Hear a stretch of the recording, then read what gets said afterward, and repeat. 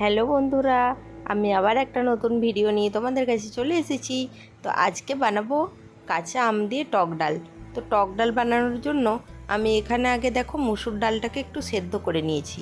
আর এই গরমে ভাতের সাথে অন্য কিছুই ভালো লাগে না, একটু টক টক টক কিছু থাকলে বেশ ভালো লাগে। আর বাঙালি সকলেই আমরা টক খেতে ভালোবাসি, এমন বাঙালি নেই যে টক ভালোবাসে না। তো প্রথমে আমি কড়াইয়ের মধ্যে এখানে একটু সরষের তেল নিয়ে নিলাম আর দিয়ে দিলাম তাতে 5 ফোড়ন আর একটা শুকনো লঙ্কা। তো 5 ফোড়ন শুকনো লঙ্কাটাকে ভালো করে গরম করে নেব। দিয়ে তারপরে এখানে আমি একটা গোটা আম কেটে রেখেছি ছোট ছোট টুকরো করে। তো তোমরাও আমটাকে ছোট ছোট টুকরো করে কেটে নিও। তো দেখো সেই আমটা, এই ফোড়নটা গরম হয়ে গেলে আমটা আমি এখানে দিয়ে দেব। আমটা দিয়ে ভালো করে একটু নাড়াচাড়া করে নেব। এখন আমের দাম প্রচুর, তবুও এত পরিমাণে গরম পড়েছে, টক ডাল না খেলে হবেই না, ভাত যাচ্ছে না একদম। তাই তোমরাও অবশ্যই বানিয়ে করে খেয়ে দেখো, আশা করি খেতে ভালোও লাগবে।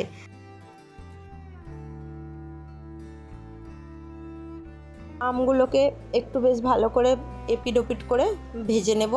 তারপরে যে সেদ্ধ করে রেখেছি ডালটা, সেই ডালটা আমি এর মধ্যে ঢেলে দেব। দেখো আমগুলো এখন একটু ভাজা ভাজা করে নিই। এই গরমে ভাতের সাথে মাছ মাংসর থেকে একটু টক জাতীয় কিছু থাকলে আগেই ভাতটা খাওয়া যায়। তো সেই জন্যেই আরও এইরকম একটা ডাল নিয়ে তোমাদের কাছে চলে এসেছি, যাতে তোমরাও বানিয়ে খেতে পারো আর ভালোও লাগবে। আমিও বানিয়ে খেলাম, ভাবলাম তোমাদের সাথে শেয়ার করে দিই। আমগুলো ভাজা ভাজা হচ্ছে, তো তখন আমি একটু নুন আর একটু হলুদ দিয়ে দিলাম।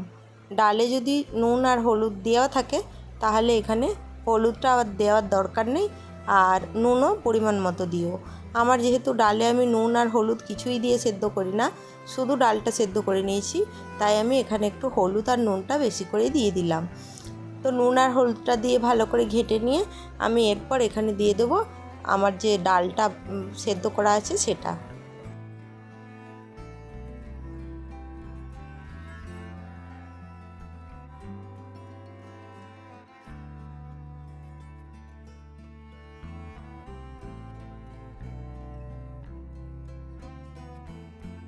সেদ্ধ করা ডালটা এখানে আমি ঢেলে দিলাম।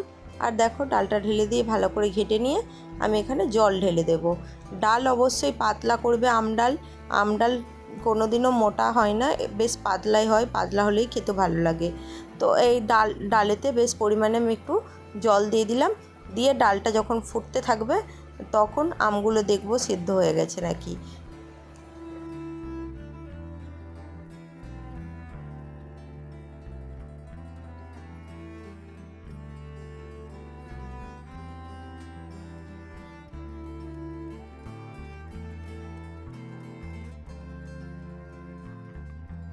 দেখো বন্ধুরা, এখানে আমার না আমগুলো সেদ্ধ হয়ে গেছে। তো আমগুলো এখানে আমি দেখিয়ে দিচ্ছি টিপে টিপে।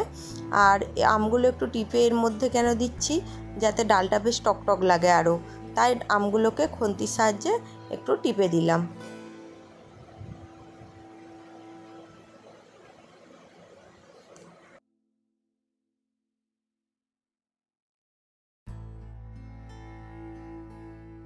বন্ধুরা, আমার এই ছোট্ট ভিডিওটা তোমাদের যদি ভালো লেগে থাকে অবশ্যই করে লাইক কমেন্ট এন্ড শেয়ার করো।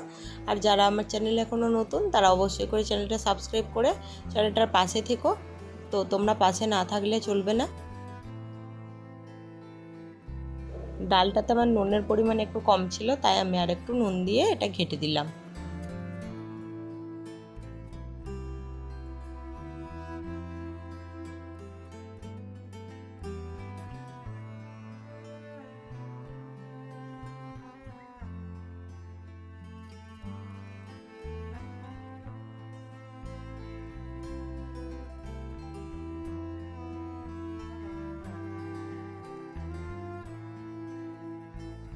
আমডালটা আমার রেডি হয়ে গেছে, এবার ভাত নিয়ে বসে পড়তে হবে।